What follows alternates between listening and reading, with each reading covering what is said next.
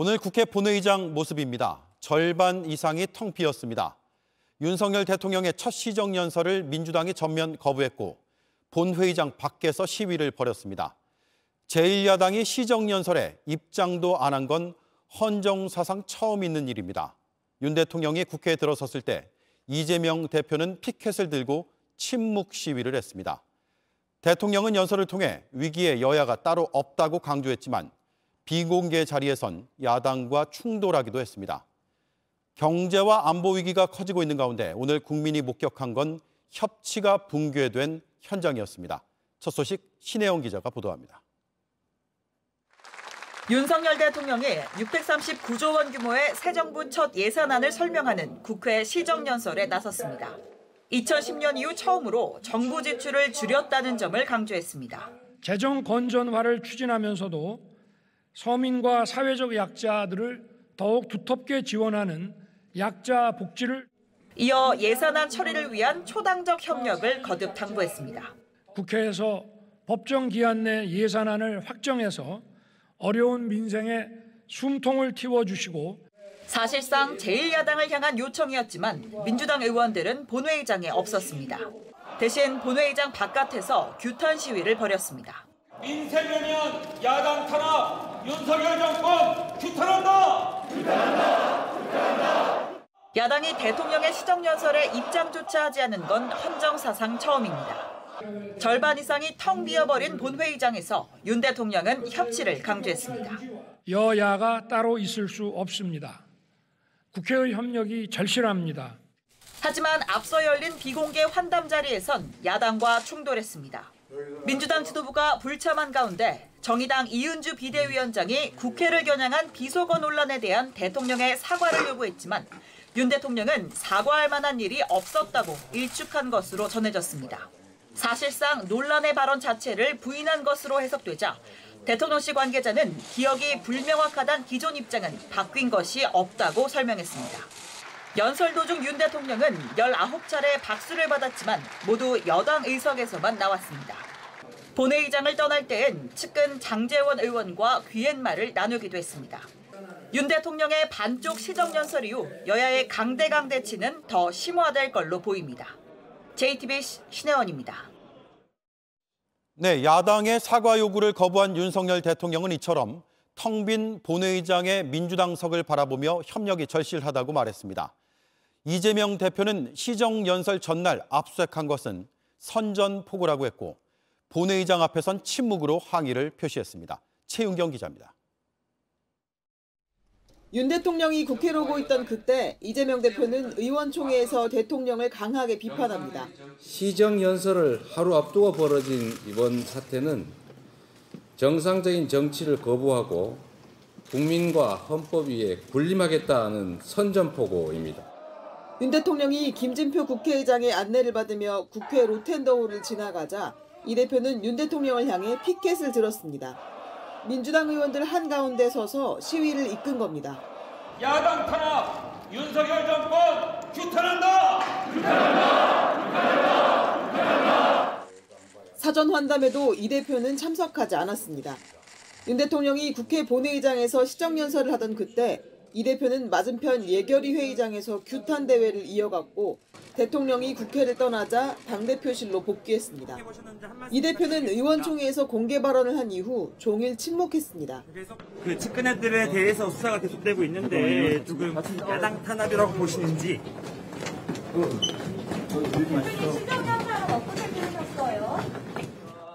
주변 의원들과도 말을 아끼는 모습이었습니다. 이 대표는 윤 대통령이 국회에 있는 동안 침묵하는 것으로 항의 표시를 했고 대통령과 제1야당 대표의 첫 공식 만남은 결국 불발됐습니다. 여당에선 이런 이 대표를 향해 사법 리스크를 덮기 위해 국회의 법상 책무를 버렸다는 비판이 나왔습니다. JTBC 최윤경입니다. 오늘 시정연설에서 윤석열 대통령은 경제와 민생을 언급하는 데 많은 시간을 썼습니다. 그러면서 고금리로 고통받는 서민과 비상이 걸린 금융시장에 대해 내놓은 정부의 대책을 성과로 제시했습니다. 정작 소비자와 전문가 사이에선 현실과 동떨어진 판단이란 지적이 나오고 있습니다. 공다솜 기자입니다. 오늘 시정연설에서 윤석열 대통령은 경제를 13번 언급했습니다. 직접 민생 현안을 챙겼다고도 강조했습니다. 하지만 윤 대통령이 성과로 제시한 정책에 대해 소비자와 전문가들의 평가는 다릅니다. 6조 원 규모의 안심 전환 대출이 대표적입니다. 갈수록 이자 부담이 커지는 변동금리 대출을 고정금리 대출로 바꿀 수 있는 제도지만 반응은 좋지 않습니다. 시세 4억 원 이하, 부부 합산 소득 7천만 원 이하라는 까다로운 조건을 걸었기 때문입니다. 4억짜리 얻을 수도 없죠. 전세도 못 얻으니까. 우리 동네에 봤을 때 보통 6억짜리, 전세도 6억, 한 7억씩 가는 걸 알고 있어요. 신청액이 공급 목표액의 15.3%에 불과할 정도로 저조해 모집 기간을 연장했을 정도입니다. 금융시장을 패닉에 빠뜨린 레고랜드 사태가 일어난 뒤 투입하기로 한 50조 원 규모의 채권 시장 안정자금도 성과라고 말했습니다.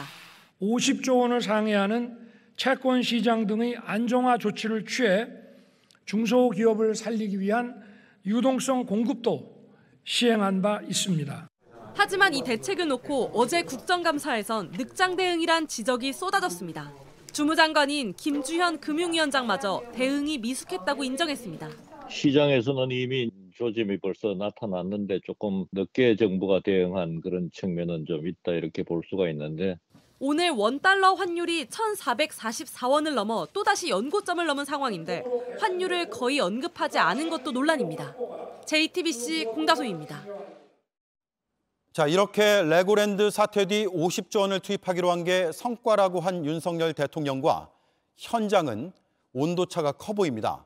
건설업계는 앞이 캄캄하다고 합니다. 레고랜드 짓다가 빚을 떠안게 된 건설사들은 오늘 강원도청으로 달려갔습니다. 김진태 지사가 돈을 못 갚겠다고 하는 바람에 100억 원이 넘는 공사대금을 떼이게 생겼다고 합니다. 불똥은 다른 건설사로도 튀고 있습니다. 조승영 기자가 취재했습니다. 춘천 레고랜드의 토목과 전기공사를 맡았던 동부건설 관계자들이 강원도청 앞에 모였습니다. 공사대금 530억 원 가운데 136억 원을 받지 못했다는 겁니다.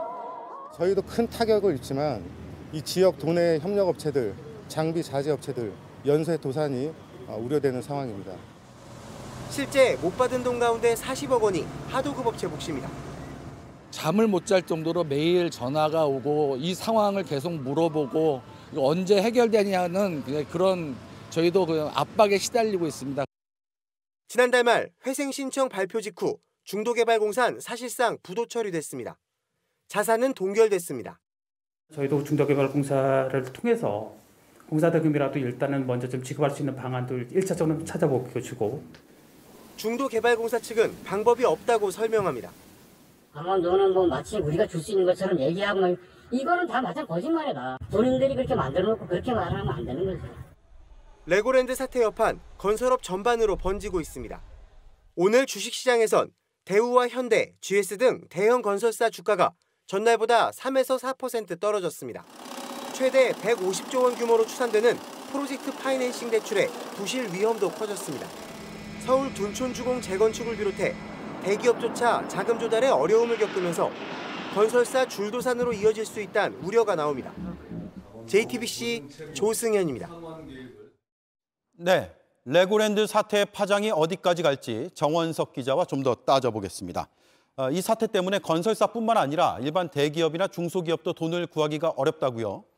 네, 안 그래도 고환율과 경기 침체 우려로 금융시장이 불안했는데 레고랜드 사태가 기름을 끼얹은 격입니다. 예. 지방정부는 중앙정부 다음으로 곳간이 튼튼한 곳이죠. 투자자 사이에선 여기에서 돈을 떼이면 다른 곳은 어떻게 믿을 수 있겠냐, 이런 불안감이 커진 겁니다. 채권 시장은 국고채부터 은행과 공기업체 그리고 회사채 등으로 이루어지는데요. 지금 회사채 시장은 대기업도 돈 구하기가 어렵습니다. 불안해진 투자자들이 국고채나 은행처럼 더 안전한 채권에 몰리고 있기 때문입니다. 네. 롯데와 SK, 효성 같은 대기업 계열사들이 찍은 회사채마저 안 팔리는 상황입니다. 그렇다 보니까 대기업들이 원래 신용도가 낮은 중소기업들이 가는 신용보증기금에 보증을 받고 회사채를 찍고 있는데요. 투자자들이 보증 없이는 돈을 떼일까 봐 대기업 채권조차 안 사기 때문입니다. 레고랜드 2천억 원 채권이 큰 규모라고 할 수는 없지만 빚을 못 받을 수 있다. 이런 불신을 키우면서 이젠 정부가 50조 원을 넘게 투입해도 해결이 쉽지 않은 상황이 된 겁니다. 네. 채권 시장만 해도 50조 원으로 이거 다 막을 수 있느냐 좀 의문이 되는데 더 큰 폭탄이 있다고요? 네, 금융회사들이 돈을 넣는 부동산 개발 사업이 휘청일 수 있다는 겁니다. 네. 금융회사가 개발 사업에 투자하는 걸 부동산 프로젝트 파이낸싱, PF라고 하는데요. 아직 실체가 없는 사업에 모험을 거는 거라서 이자를 연 10% 넘게 줍니다. 지금 지난해까지는 금리가 낮다 보니까 증권사라든지 보험사, 저축은행 같은 금융회사들이 이자 장사를 하기 위해서 여기저기 부동산 개발 사업에 손을 댔습니다. 한 곳에 수백억에서 수천억 원까지 넣는데요. 올해 상반기 기준으로 전체 PF 대출 잔액만 112조 원으로 10년 전과 비교해서 3배 이상으로 늘었습니다. 하지만 올해 들어서 기준금리가 오르고 또 부동산 시장이 얼어붙으면서 사정이 완전 바뀌었거든요. 큰 개발 사업 하나 부도나면 여기에 물린 증권사라든지 보험사, 저축은행이 줄줄이 자금난에 시달릴 수 있습니다. 네, 이렇다 보니까 문제를 키운 김진태 도지사에 대한 책임론 더 커질 수밖에 없을 것 같습니다.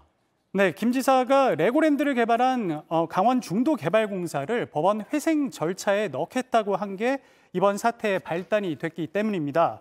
자, 김 지사는 회생 절차만 신청했지 돈 안 갚는다고 한 적 없다. 어음 부도낸 건 채권자 측이다. 이렇게 말하는데요. 채권자 탓으로 돌리려고 하고 있지만 채권자들이 사실 꿈쩍도 하지 않는 이유가 있습니다. 바로 약정서 때문인데요. 강원 중도개발공사가 채권자와 쓴 계약서엔 기한 이익 상실 사유라고 해서 회생 절차를 곧 채무 불이행으로 간주한다라는 내용이 있기 때문입니다. 더구나 이 내용은 특별할 게 없는 일반적인 약정서상의 내용이라고 하거든요. 회생 절차를 밟는다고 하니까 계약에 따라서 만기 연장이 안 되니 그냥 부도 처리를 했다라는 게 채권자들의 입장입니다. 결국 김 지사가 계약 내용이라든지 금융시장에 미칠 파장을 충분히 생각하지 않고 회생 절차 카드를 꺼내면서 사태가 일파만파 커졌다는 지적입니다. 네, 이번 사태가 어디까지 번질지 계속 지켜봐야겠습니다. 정원석 기자 잘 들었습니다. 유동규 전 성남도시개발본부장이 오늘도 이재명 대표를 언급했습니다. 성남에 있을 땐 당연히 다 이재명 대표의 지시를 받는 것이라고 했습니다. JTBC 취재 결과 대선 자금 의혹에 대해 유 전 본부장은 검찰이 묻지도 않았는데 작심한 듯 먼저 돈이 오간 게 있다고 털어놨다고 합니다. 먼저 한민용 기자입니다. 유동규 전 성남도시개발공사 본부장은 민주당 이재명 대표에 대해 더 말할 게 있다는 뜻을 내비쳤습니다. 대선 자금 관련해서 이재명 대표 직접 지시가 있었는지 본부장님께서 몰랐을 리가 없다라고 말씀하신 바가 있으셔서 한 말씀 부탁드리겠습니다. 그 사항은 아니고요. 네, 그 사항은 아닙니다. 그 다른 사안에 대해서 말씀드린 거고요. 오늘은 취재진과 만나 성남에 있을 땐 당연히 다 이재명 대표 지시를 받았다고 말했습니다. 대장동이나 위례개발 사업과 관련한 의혹은 이재명 당시 성남시장과 무관할 수 없다는 취지의 발언으로 보입니다. 앞서 대선 자금 의혹을 검찰에 진술한 이유를 놓고는 배신감과 비정함을 느꼈다고 말했습니다. 유 전 본부장이 진술을 시작한 건 지난 8일로 대장동 개발 비리 의혹과 관련한 공범 수사 때문에 검찰 조사를 받는 자리였습니다. JTBC 취재 결과 이때 유 전 본부장은 자리에 앉자마자 돈이 오간 게 있다고 먼저 털어놓은 것으로 파악됐습니다. 검찰이 묻지도 않고 본인이 처벌받을 수 있는데도 민주연구원 김용 부원장에게 불법 정치자금을 전달했다고 말했다는 겁니다. 이에 따라 검찰이 수사 중인 위례나 대장동 개발 비리 의혹에서도 유 전 본부장이 그동안 감춰왔던 내용을 말할지 주목됩니다.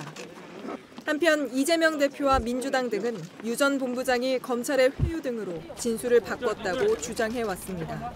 JTBC 한민용입니다. 네, 저희가 새롭게 취재한 내용이 하나 더 있습니다. 민주당의 대선 예비 경선이 끝난 지난해 8월에도 김용 민주연구원 부원장이 돈을 달라고 유동규 전 본부장을 재촉했다는 취지의 진술을 검찰이 확보했습니다. 이 때문에 검찰은 예비 경선뿐 아니라 본 경선에 자금을 마련하려 한 정황으로 의심하고 있습니다. 반면 김 부원장은 구속된 뒤에도 혐의를 부인하고 있습니다. 박병영 기자입니다. 검찰은 민주연구원 김용보 원장이 지난해 2월 대선 예비경선 자금이 필요하다며 먼저 20억 원을 요구한 것으로 보고 있습니다. 이에 따라 대장동 사업자인 남욱 변호사가 유동규 전 성남도시개발공사 본부장을 통해 돈을 건넸다는 겁니다. 지난해 4월부터 8월까지 대장동 사업자들로부터 나간 돈은 8억 4,700만 원으로 조사됐습니다. 그런데 JTBC 취재 결과 유 전 본부장은 검찰 조사에서 지난해 8월 김 부원장이 나머지 돈은 언제 마련되냐고 물었다는 취지의 진술을 한 것으로 파악됐습니다. 민주당 이재명 대표는 지난해 7월 예비경선을 통과해 이때는 본경선에 나간 상황이었습니다. 검찰은 김 부원장이 앞서 요구한 돈을 모두 받아서 본경선 선거자금으로 쓰려 한 것으로 의심하고 있습니다.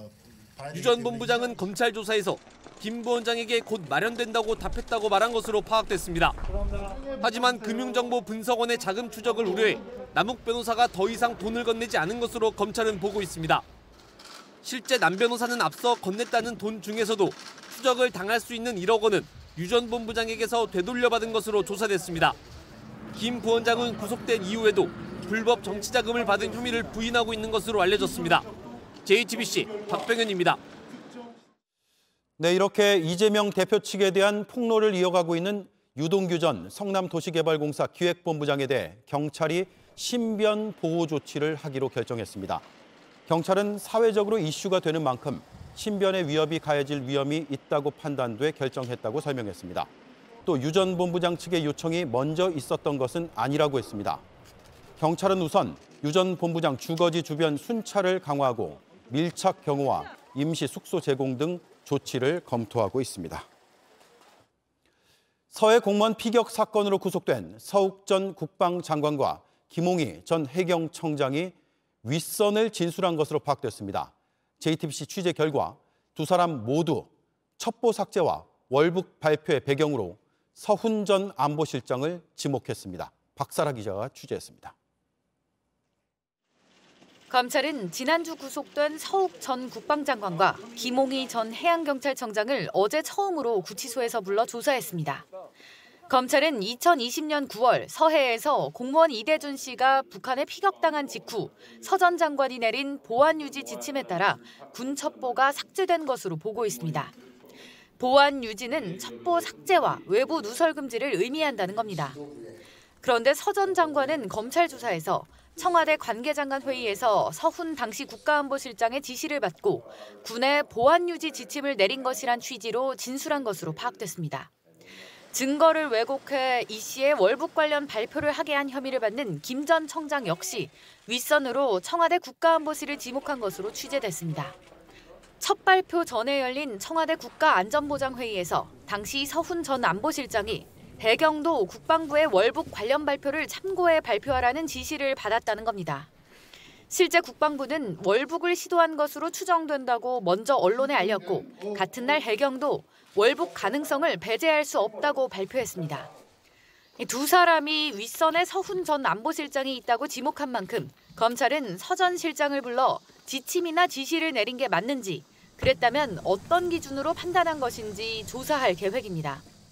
JTBC는 서 전 실장 측의 입장을 묻기 위해 연락을 시도했지만 닿지 않았습니다.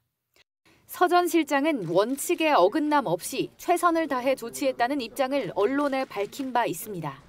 JTBC 박사라입니다. 내년 2월부터 서울시 택시 기본요금이 4,800원으로 지금보다 1,000원 오릅니다. 또 기본 거리도 조금 줄어드는데요. 서울시가 오늘 확정한 택시요금 인상안을 백희영 기자가 자세하게 전해드리겠습니다. 내년 2월부터 서울시 택시 기본요금은 3,800원에서 4,800원으로 1,000원 오릅니다. 원래 2km던 기본거리도 1.6km로 단축됩니다. 심야할증 적용 시간은 오는 12월부터 자정에서 밤 10시로 2시간 앞당겨집니다. 최고 할증률도 20%에서 40%로 확대됩니다. 택시를 찾는 사람이 많은 시간대인 밤 11시부터 새벽 2시 사이 요금은 12월부터는 5,300원, 내년 2월부터는 6,700원이 됩니다. 택시 요금 인상은 2019년 2월 이후 4년 만입니다. 코로나 이후 운전대를 놓은 택시 기사들이 많기 때문인데 현장에선 아직 갈 길이 멀다는 이야기도 나옵니다. 도움은 되는데요. 기대치만큼 되지는 않았거든요. 사실 주행요금이 일본 주행요금의 한 3분의 1 정도까지는 가야 되지 않나. 하지만 심야 택시를 부를 때 내야 하는 호출 요금까지 더해지면 승객 부담도 만만치는 않습니다. 다음 달 초부터 수도권에서 밤 10시부터 새벽 3시 사이 택시를 잡을 때 호출료는 최대 5,000원이 붙습니다. JTBC 백희연입니다. SPC 계열사 제빵 공장에서 일하던 노동자의 안타까운 죽음을 충분히 막을 수 있었다는 정황은 계속 드러나고 있습니다. 기계의 안전 덮개는 제대로 사용조차 하지 않았고 제품을 빨리 만들려고 기계에 손을 넣어가며 일했다는 노동자들의 증언이 나왔습니다. 권민재 기자입니다. 사고 다음 날 찍힌 현장 사진입니다. 소스 재료를 섞는 기계인 교반기가 보이는데 함께 있어야 하는 덮개는 반대편 탁자 위에 놓여 있습니다. 산업안전보건규칙에 따르면 이런 혼합기계엔 덮개를 설치해야 하는데 해당 공장 노동자들은 이번 사고 당시뿐만 아니라 그동안 덮개가 달린 기계를 본 적이 없다고 말합니다. 그 위에 안전장치나 뚜껑 이런 게 전혀 없었습니다. 그냥 먼지 덮개용으로 점심 먹으러 갈 때 덮어놓고 가는 그 정도. 안전장치도 없는 상태에서 기계 안에 손을 넣는 일이 일상이었다는 증언도 나왔습니다. 원료가 제대로 안 섞이거나 하면 빨리 작업을 해야 되니까 손으로 하고 관행적으로 그렇게 매뉴얼에 의해 가지고 배운 게 아니고 선임자가 그냥 가르쳐주는 대로 그대로 배워서. 현장 노동자와 시민단체가 참여한 이번 사망사고 대책회의는 이런 내용이 담긴 중간보고서를 발표하면서 생산량을 맞추려는 무리한 밤샘 노동도 사고의 원인이라고 지적했습니다. 사실상 최고 경영자인 허영인 회장에게 중대재해처벌법을 적용하는 등 계열사가 아닌 SPC 그룹 차원의 책임을 물어야 한다는 비판의 목소리도 나왔습니다. 허영인 회장의 사과에 일말의 진정성이 있다면 노동자를 갈아넣는 노동 착취 행태부터 바로 잡아야. 이번 발표에 대해 SPC는 수사에 철저히 응하겠다는 입장을 밝혔습니다. JTBC 권민재입니다. 대기업 계열사였던 푸르밀이 회사가 어렵다면서 갑자기 문을 닫겠다고 했습니다. 300명이 넘는 직원들에게는 이메일로 해고를 통보하고 원유를 대던 낙농가를 위한 대책도 없는 그야말로 갑질 폐업이라는 목소리가 커지고 있습니다. 박민규 기자가 취재했습니다. 비피더스로 잘 알려진 유제품 회사죠. 푸르밀 본사 앞입니다. 회사가 한 달 뒤면 사업을 접겠다고 발표하면서 직원들이 반발하고 있는데 오늘은 소 키우는 농민들까지 서울에 올라와서 규탄 집회를 열었습니다. 거래처가 사라지면 매일 짜는 원유 그대로 버려야 할 판이라는 겁니다. 기업에서 경영을 못한 책임을 왜 선량한 농가에게 전가하는 것입니까? 날벼락 같은 계약 해지 통보에 대표 면담을 요구했지만 비상대책위원장이라며 처음 보는 사람이 나왔습니다. 대표자가 앉아서 우리 만나고 설명을 해주는 게 예의지 우리 때문에 40년 공장을 돌린 분들이에요. 여러분들하고 만나야 될 김 사장님이 어저께 갑작스럽게 사의를 표명해버렸다고요. 사업 종료 업무를 총괄하라고 저한테 명을 어저께 내렸어요. 푸르밀과는 상관없는 롯데건설 이사 출신의 건설사 임원입니다. 오랫동안 모셔왔던 직원이라고 보시면 될 것 같습니다. 푸르밀은 경영이 어려워 회사 문을 닫기로 했다는 입장입니다. 지난해 100억 원 넘는 적자가 났는데 현금성 자산은 46억 원이나 쌓아뒀습니다. 신준호 전 회장은 이미 30억 원을 퇴직금으로 받고 나갔습니다. 오너 일가가 경영을 잘못해놓고 부담은 직원과 농가에 떠넘기는 갑질 폐업으로 이어졌다는 비판이 커지고 있습니다. JTBC 박민규입니다. 다음 달부터는 국립공원에서 담배를 피우면 많게는 200만 원의 과태료를 내야 합니다. 지금은 어떤 상황이고 또 얼마나 잘 지켜지고 있는지 박상욱 기자가 산에 가봤습니다. 치악산 계곡에 사람들이 모여 있습니다. 들어가면 안 되는 곳들입니다. 담배를 피우다 걸리기도 합니다. 술병도 보입니다. 국립공원에서 담배 피시면 큰일 나요. 7년 전 단속 모습입니다. 실제로 이 산에선 지난해 등산객의 실수로 큰 불이 났습니다. 지금은 어떤지 북한산에 가봤습니다. 쉼터에서 간식을 먹습니다. 대부분 쓰레기는 다시 챙깁니다. 하지만 구석구석 쓰레기는 있습니다. 아직 담배를 피우는 사람도 있습니다. 몰래 구석에서 담배 피시거나 그런 경우들도 있나요, 요즘에? 가끔 있습니다. 가끔 있고. 술도 마찬가지입니다. 음주 단속은 어떻게 하세요, 그러면? 진짜 모르고 했다. 일단 계도를 하고 뭐 안 된다 싶으면 또 이제 과태료 또 끊고. 지난해 전국 국립공원에서 적발된 불법 행위는 3,000건이 넘습니다. 가면 안 되는 곳으로 가는 게 제일 많았고 담배를 피거나 술을 마시는 것 등이 뒤를 이었습니다. 다음 달부턴 과태료가 크게 오릅니다. 담배를 피우거나 인화물질을 갖고 있으면 최고 200만 원을 내야 합니다. 전자담배도 예외가 아닙니다. 지정된 장소가 아닌 곳에서 야영을 하면 최고 50만 원, 술을 마시면 10만 원이 부과됩니다. 산악인들은 다 찬성을 해요. 과태료가 너무 높아진다고 이제 뭐라 하는데 10배, 20배 올려도 괜찮다고 하지만 과태료뿐 아니라 산을 찾는 시민들의 인식도 함께 높아져야 합니다. JTBC 박상욱입니다.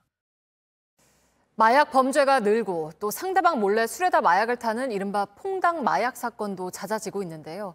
음료에 마약이 들어있는지 아닌지를 곧바로 알 수 있는 검사 키트가 개발이 돼서 이르면 내년부터 시중에 팔릴 예정입니다. 김한수 기자가 취재했습니다. 자, 원샷. 상대 몰래 음료에 마약을 타는 범죄가 최근 잦아지고 있습니다. 지난 7월 강남의 한 유흥주점에서 필로폰을 탄 술을 마신 종업원과 손님 등 2명이 숨졌습니다. 피해자는 숨지기 전 동료에게 술에 마약이 들어있는 것 같다는 취지의 말을 남겼습니다. 술을 마시다가 맨정신이었는데 맛이 이상한 거예요. 음료에 몰래 마약을 타는 이른바 퐁당 마약 사건입니다. 앞으로 이런 범죄도 예방할 수 있는 신종 마약 검사 키트가 개발됐습니다. 음료 같은데 마약을 집어넣었을 때 일반인들이 모르게 먹을 수 있다는 거죠. 일반인들이 현장에서 본인이 알 수 있는 방법이 있으면 어떻게 좋겠는가. 신종 키트는 스트립형과 스티커형 등 2가지. 스트립형은 술잔에 키트를 넣으면 리트머스 용지처럼 가운데 검출지 색깔이 변합니다. 지갑이나 가방 등에 붙일 수 있어 휴대하기 편한 스티커형도 있습니다. GHB, 즉 물뽕이 든 음료입니다. 이 음료를 스티커 키트에 묻히면 이렇게 절반이 초록색으로 변합니다. 위험한 상황을 본 키트를 통해서 확인할 수 있고 확인 이후에는 112 신고를 통해서 출동한 경찰관이 현장에서 피해자의 안전을 확보하는 데 연구팀은 이르면 내년부터 일반 시민들도 구입이 가능한 걸로 내다봤습니다. 또 검사 정확도를 높인 경찰용 마약 검사 키트도 함께 개발하고 있습니다. JTBC 김한수입니다. 어제 김의겸 민주당 의원은 윤석열 대통령과 한동훈 법무부 장관이 부적절한 술자리를 가졌다는 의혹을 제기했습니다.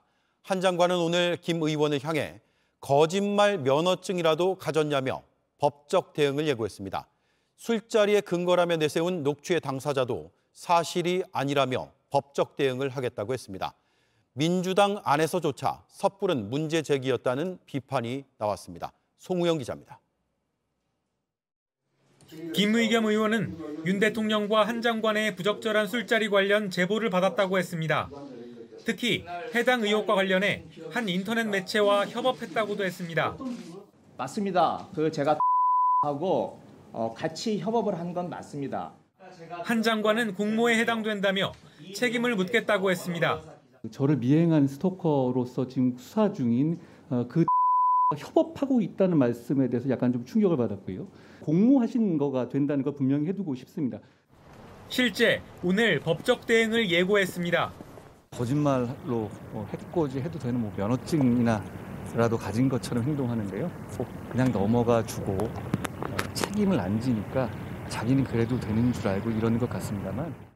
술자리에 함께 있었다고 지목되며 녹취가 공개된 당사자도 법적 대응을 하겠다고 했습니다. 아니, 일국의 대통령하고 법무부 장관을 내가 무슨 신분인데 주관을 하느냐. 한동훈이라는 사람을 1000m, 1000m에서 본 적이 없습니다. 민주당 내부에서도 사안을 너무 간단하게 본 것 같다, 민망하다 등 역풍을 우려하는 분위기가 읽힙니다. 이에 대해 김의겸 의원은 당당하게 맞서 싸우며 제보 내용이 맞는지 계속 확인해 나가겠다며 입장을 굽히지 않았습니다. JTBC 송우영입니다. 경기도와 대북 사업을 추진하며 북한에 수십억 원을 불법 송금한 의혹이 있는 아태업과 쌍방울 소식입니다. JTBC가 아태협 내부 문건을 확인했습니다. 아태협이 북한 관련 코인을 발행하기 전에 북한 고위급과 밀접하게 접촉한 정황이 담겼습니다. 특히 유엔이 결의한 국제사회 제재를 피하며 북한에 돈을 보내기 위해 코인을 만들려 했던 걸로 파악됐습니다. 이지혜 기자가 취재했습니다. 2019년 7월 필리핀 마닐라에서 경기도와 아태협이 주최한 2차 남북교류 행사. 2달 후 아태협 안부수 회장이 작성한 편지입니다. 수신자는 북한 실세였던 조선아시아 태평양 평화위원회 김영철 위원장. 블록체인 연방 시스템을 언급하며 향후 모든 결제가 블록체인 시스템으로 운영될 것이라고 강조합니다. 이듬해 아태협은 대북 사업의 핵심이라며 북한 관련 코인을 발행해 100여 명으로부터 10억 원 이상을 투자받습니다. 아태협에서 작성한 427 코인덱서라는 내부 문건입니다. 해당 코인으로 투자받은 돈을 경기도와 함께 옥류관과 평화공원 설립 등 남북 협력 사업에 사용한다고 돼 있습니다. 특히 남북과 러시아 등을 오가는 크루즈 대금, 민간 항공사를 설립해 북측에 항공료를 지불하는 방법도 코인이라고 적혔습니다. 당시 사정을 아는 관계자는 아태협과 쌍방울이 한 대북 사업 모두 코인과 관련돼 있다며 모든 사업의 결제 수단을 코인으로 해서 대금을 북으로 보내려던 것이라고 밝혔습니다. 실제 쌍방울은 평양에 전세기를 보낸 경험이 있는 이스타항공 인수를 추진한 바 있습니다. 당시 사정을 아는 관계자는 남북 직항로 개발을 위해 이스타항공 인수를 추진한 것이라며 북측에 지불할 대금으로 고려한 게 코인이라고 말했습니다. 현재 태국의 한 거래소에 상장된 해당 코인의 경우 정확한 거래 내역이 알려지지 않아 관련 자금이 북측에 전달됐는지는 확인되지 않았습니다. JTBC 이지혜입니다. 네, 북한이 아태협의 코인 발행 이전부터 코인 사업에 적극 나선 정황도 포착됐습니다. 대북 단체가 개최한 코인 설명회에 북한의 고위급 인사가 참석했습니다. 또 아태협 측에 코인 사업의 속도를 내달라고 편지까지 보낸 걸로 파악됐습니다. 김태형 기자가 취재했습니다. 2018년 9월 대북단체인 우리경제교류협회가 만든 보고서입니다. 남북 경제협력을 위해 금융 플랫폼을 개발하겠다며 2억 3천만 달러, 당시 우리 돈 2,500여 원을 코인을 통해 조달하겠다고 적혀 있습니다. 당시 중국과 평양에서 잇따라 열린 코인 설명회엔 송명철 조선아태 부실장 등 북한 핵심 인사들도 참석했습니다. 당시 이 단체가 실제 북한과 함께 작성한 합의서입니다. 코인으로 조성된 자금을 바탕으로 태양광 사업, 관광 사업 등을 하겠다고 나옵니다. 우경협 관계자는 당시 대북 제재가 심한 상태라 이를 대체할 금융수단인 코인에 대해 북한이 상당한 관심을 보였다고 말했습니다. 이듬해 해당 단체 회장과 부회장은 아태협의 코인 관련 자문위원으로 이름을 올렸습니다. 결국 북한의 코인 파트너만 아태협으로 바뀐 셈입니다.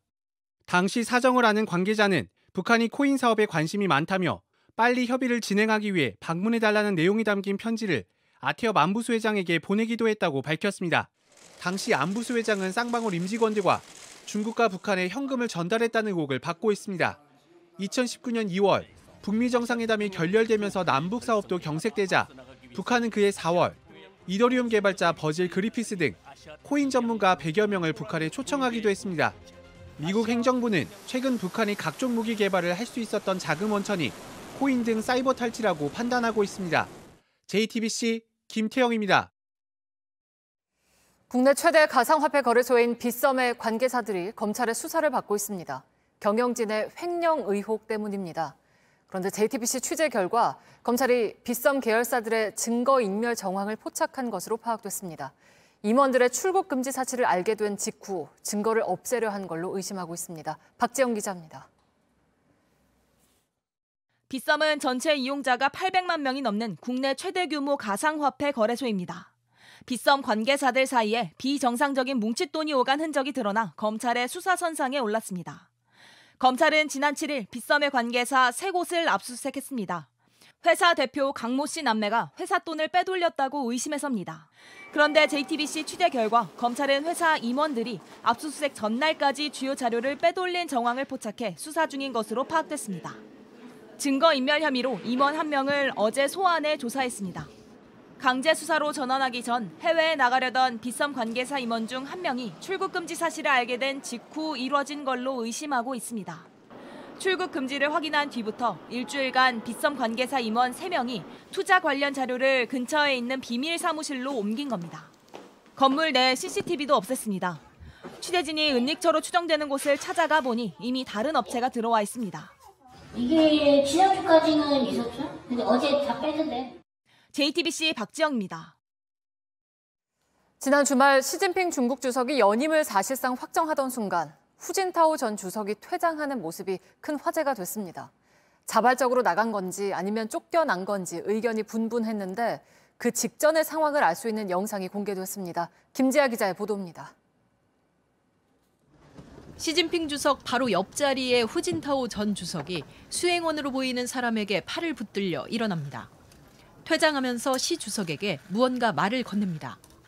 자발적으로 나갔는지 강제 퇴장을 당한 건지 해석이 분분했습니다. 논란이 일자 중국 당국은 영상이 검색되지 않도록 차단했습니다. 그런데 바로 직전 상황을 보여주는 영상이 추가로 공개됐습니다. 후진타오 전 주석이 앞에 놓인 빨간색 서류를 열어보려 하자 팔목을 잡으며 제지하는 사람, 시진핑 주석의 최측근 리잔수 위원장입니다. 후 전 주석이 다시 시도하지만 힘에 부치는 모습입니다. 이 장면을 빤히 바라보던 시진핑 주석, 누군가를 부릅니다. 곧바로 한 참모가 다가오고 시 주석이 뭔가를 지시합니다. 이후 상황은 앞서 공개된 영상으로 이어집니다. 시간 순으로 볼 때 후 전 주석의 퇴장 이전에 시 주석의 지시가 있던 셈입니다. 후 전 주석이 보려던 빨간 서류를 확대해 보니 이날 발표된 중앙위원회 위원 명단이었습니다. 후진타오 측 인사들 상당수는 이번 당대회에서 이름을 올리지 못했습니다. 결국 후 전 주석이 이에 반발하자 시 주석이 퇴장을 지시했다는 분석이 힘을 얻는 모습입니다. JTBC 김지아입니다. 네, 보신 것처럼 후진타오 전 주석의 퇴장은 시진핑 체제가 더 강화됐다는 걸 보여주는 상징적인 장면입니다. 그런데 중국 국민들은 이런 정치적인 변화를 어떻게 바라보고 있을까요? 박성훈 특파원이 베이징 시민들을 만나봤습니다. 통제가 일상화된 중국에서 시민들의 얘기를 듣긴 쉽지 않았습니다. 한국 기자라고 하면 뒤도 보지 않고 가버립니다. 얘기를 할 듯하다 시 주석 얘기가 나오면 거절하는 경우도 다반사입니다. 习主席继续控制的现象你怎么看？不敢说，因为它政治很敏感这问题。 인터뷰에 응한 사람들은 대부분 같은 말만 했습니다. 현 체제가 안정적이며 중국이 계속 발전하고 있는데 장기 집권이든 아니든 뭐가 중요하냐는 겁니다. 一个领导人不能给予你的社会还有你的这些国民有信心的话，那你以成绩来说话，只要他能够做出对大家好的事情，大家都会拥护他。 언론 통제의 효과는 컸습니다. 세계가 떠들썩한 후진타오 전 주석 일에 대해 아는 사람이 없었습니다. 胡锦涛前主席突然去外边，你看过这样的视频吗？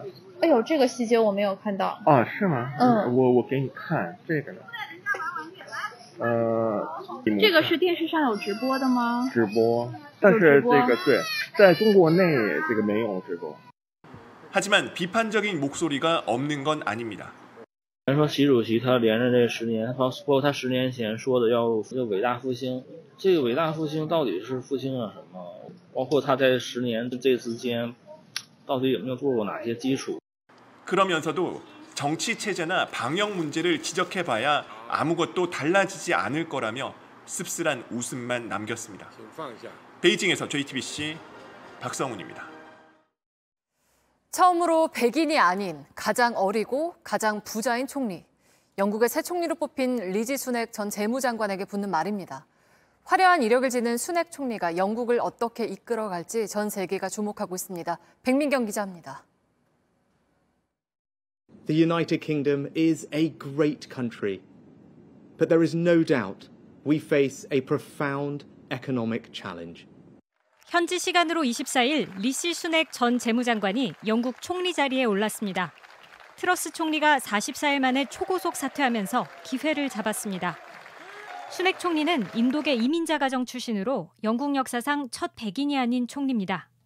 미국 바이든 대통령은 무척 놀랐다면서 획기적인 이정표가 될 거라고 축하했습니다. 인도에선 자랑스럽다는 반응이 나왔습니다. अगर हमारा कोई व्यक्ति वहां पर प्रधानमंत्री बनता है तो ये हमारे पूरे भारतवर्ष के लिए गर्व की बात होगी. 순핵은 명문 윈체스터 칼리지와 옥스퍼드대 출신으로 골드만삭스 등 금융계에서 이력을 쌓은 전형적인 영국 엘리트이기도 합니다. 1980년생 42살로 최연소 총리입니다. 1812년 임명된 젠킨슨과 같은 나이로 무려 210여 년 만입니다. G7 국가 정상 중엔 가장 젊습니다. 순핵은 역대 총리 중 가장 부자입니다. 의사인 아버지와 약사인 어머니를 둔 금수저계급 출신으로 인도 억만장자의 딸과 결혼해 부부 자산만 1조 원에 달합니다. 미국 워싱턴 포스트는 영국 왕실보다 부자인 총리가 영국 역사상 처음 등장했다고 보도했습니다. 하지만 파운드화가 요동치고 물가가 급등하는 최악의 경제 위기 속에서 임기를 시작합니다. 야당인 노동당이 총선을 주장하면서 정치 불안이 이어질 가능성도 있습니다. JTBC 백민경입니다. 아직 연탄을 떼는 집이 전국에 10만 가구 정도 있습니다. 겨울을 나려면 매일 6장이 필요한데 올해 물가는 올랐고 연탄 기부는 줄었습니다. 특히 지난 여름에 비 피해를 봤던 판자촌은 복구도 다 하기 전에 연탄조차 모자란 겨울을 맞아야 합니다. 조소희 기자가 찾아가 봤습니다. 멀리 개천 옆 집들은 비닐과 판자로 지붕을 덮었습니다. 길을 따라 들어가 보니 아직 곳곳이 패이고 부서졌습니다. 2달 전 내린 큰 비 흔적입니다. 가난한 마을은 피해가 컸고 그만큼 복구도 느립니다. 잠을 못 잤죠. 밤에도 그냥 나가가지고 꽃바라 저기 갔지 학교. 여기 차갖고 이렇게 창고에 아이런 거. 근데 그냥 흙이 이쪽에 그냥 잔뜩 쌓여갖고. 큰 비에 무너진 연탄 창고를 아직 정리하지 못했습니다. 그런데 벌써 연탄을 떼야 하는 계절이 왔습니다. 걱정이 앞섭니다. 물이 넘쳐서 일로 들어오고 물이 다 못 빠져나가니까 연탄 무너지고서 정리를 했는데도 불구하고 이제 다 못하니. 비에 맞은 난로는 녹이 슬어 버려야 합니다. 그나마 올해는 연탄 구하기도 쉽지 않습니다. 연탄은행은 지난해 10월 연탄 7만 장을 기부받았는데 올해는 3만 장에 그쳤습니다. 마을 주민들에게 이런 사정을 설명하기가 미안하고 또 미안합니다. 한 600장 돼야 된다던데? 요번에 물가도 오르고 그래서 그러지. 사실은 후원이 작년보다 반이 줄었어요. 하루에 6장, 사흘을 날 수 있는 연탄입니다. 겨울 한 달을 나려면 연탄 150장이 필요합니다. 아직까지 연탄을 떼는 가구가 있나 싶지만 서울에만 1,650가구, 전국적으로 10만 가구가 연탄으로 겨울을 납니다. JTBC 조소입니다.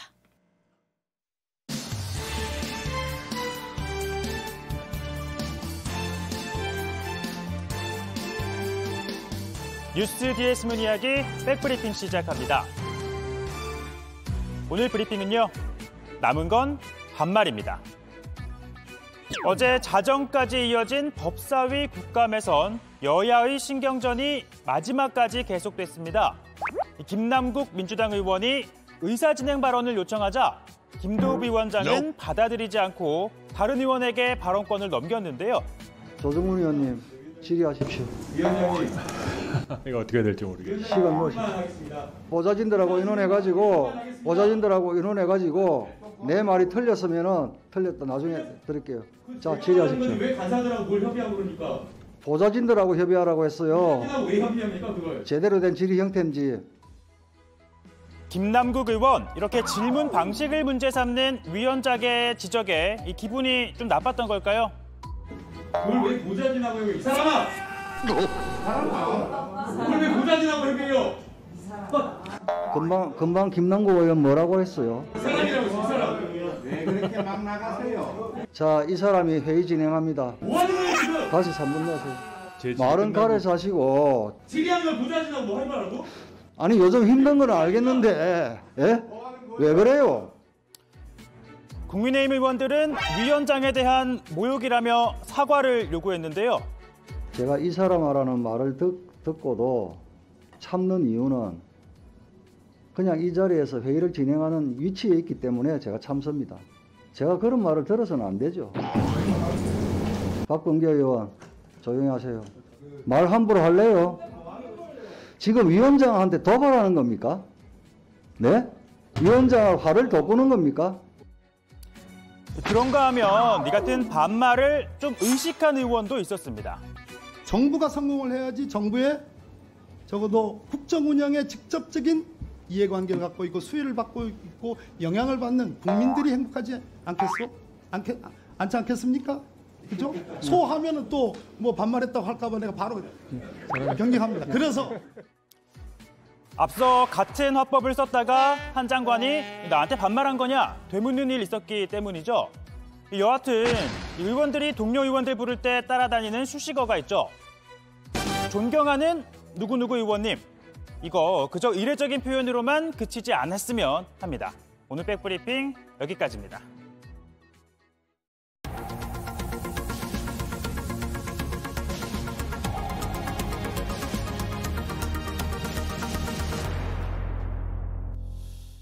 네, 오늘 졸음운전 사고가 잇따랐습니다.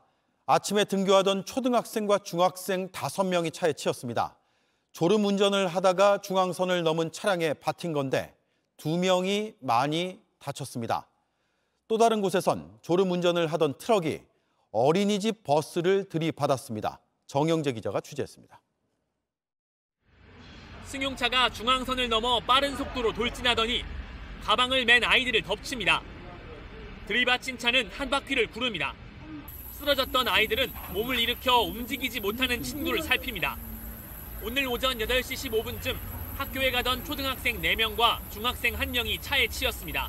꽝 하고 소리가 나서 나와보니까 학생들 4명이 쓰러져 있었고 1명은 벌떡 일어나면서 비틀거렸습니다. 근데 나머지 2명은 의식을 잃은 상태에서 꼬잡아도 반응이 없었고 2명은 의식을 되찾았지만 머리를 심하게 다쳐 중환자실에서 치료를 받고 있습니다.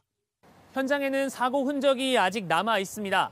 아이들의 평소 등굣길이었지만 도로와 인도를 나누는 건 이 황색 실선이 전부였습니다. 학교까지는 이쪽으로 한참을 더 가야 하지만 도로를 걷지 않고선 갈 수 없습니다.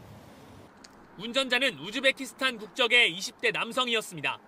바로 체포됐는데 밤을 새우고 감기약을 먹어 졸음운전을 했다고 진술했습니다. 술이나 마약은 하지 않은 것으로 조사됐습니다. 경남 창녕에서도 졸음운전으로 인한 사고가 났습니다. 신호대기 중인 어린이집 차량을 5톤 트럭이 뒤에서 들이받았습니다. 어린이집 버스기사는 숨졌고 15명의 아이와 선생님은 안전벨트를 하고 있어 크게 다치진 않았습니다. JTBC 정영재입니다. 네, 꼬리물기나 차로 변경하는 차량을 노려 사고를 낸 뒤 보험금을 챙긴 40대 부부가 붙잡혔습니다. 보험을 20개나 들었고 타낸 돈은 3억 원이 넘었습니다. 정진명 기자입니다. 전북 전주 시내의 한 교차로. 우회전 차선에 있던 차량이 직진하려 하자 차량 옆면을 그대로 들이받습니다. 속도를 줄이지도 않습니다. 이번에는 신호가 바뀌고 꼬리물기로 진입하는 차량에 기다렸다는 듯이 부딪힙니다. 차선에 진입했는데 그때 바로 양 갑자기 붕 하더만 양 달리라고 제 차를 뒤에를 확 봤더라고요. 내가 이거 너무 황당해서. 교차로에서 교통법규 위반 차량만을 골라 고의로 사고를 낸 보험 사기였습니다. 49살 남성과 45살 여성인데 부부였습니다. 이런 식으로 22차례 고의 사고를 내고 보험금으로 3억 원 넘게 챙겼습니다. 보험금을 많이 받으려고 한 명당 보험 10개에서 20개까지 가입하기도 했습니다. 범행은 지난 2018년 9월부터 최근까지 이어졌습니다. 사회에서 만난 선후배 3명도 가담했습니다. 부부는 범행이 들통나지 않게 자신들 차량 2대를 번갈아가며 이용했습니다. 피의자들은 범죄 혐의를 전면 부인하고 있지만 국가수와 도로교통공단 등 관계기관의 수사 협조를 통해서 범죄 혐의를 입증했습니다. 경찰은 A씨 부부를 보험사기 특별법 위반 혐의로 구속하고 추가 범행 여부를 조사하고 있습니다. JTBC 정진명입니다. 네, 내일도 전국이 대체로 맑은 가운데 아침까지는 쌀쌀하겠습니다. 서울 7도, 대전은 4도까지 기온이 내려가겠고 낮부터 기온이 올라서 평년 수준을 되찾겠습니다. 강원 영동 지역에는 모레 또 비가 올 거라는 예보입니다. 네, 아이들에게 꿈과 추억을 만들어주는 놀이동산이 어마어마한 사태에 휩싸여 있습니다. 정부와 지자체가 아니라면 그 대가가 얼마나 큰지 잘 보여줬습니다. 내일 뵙겠습니다. 고맙습니다.